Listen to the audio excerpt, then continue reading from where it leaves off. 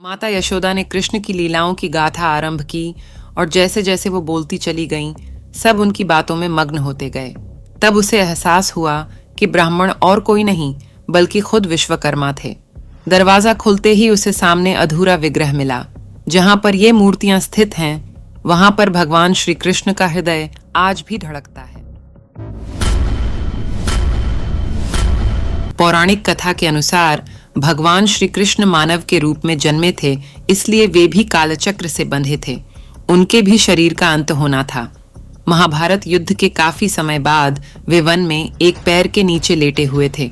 तभी एक बहेलिया को उनके पैर मछली जैसे प्रतीत हुए और उसने बाण चला दिया।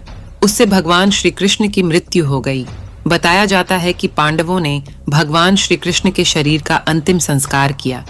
अग्नि ने उनके पूरे शरीर को जला दिया, लेकिन उनका पवित्र हृदय नहीं जल पाया, वह धड़क रहा था। तब पांडवों ने उनके हृदय को समुद्र जल में प्रवाहित कर दिया। वह पवित्र हृदय जल में बहते हुए पुरी के तट पर पहुंच गया, जो एक लट्ठ का स्वरूप ले लिया था।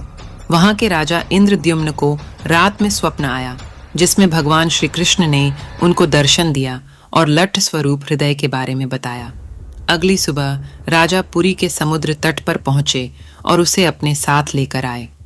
कुछ दिनों में एक बूढ़ा ब्राह्मण उन्हें मिला और इस विग्रह को बनाने की इच्छा जाहिर की, लेकिन इस ब्राह्मण ने राजा के सामने एक शर्त रखी कि वह इस विग्रह को बंद कमरे में ही बनाएगा और उसके काम करते समय कोई भी कमरे का दरवाजा नहीं खोलेगा, नहीं तो वह काम अधूरा छोड़कर चला जाएगा।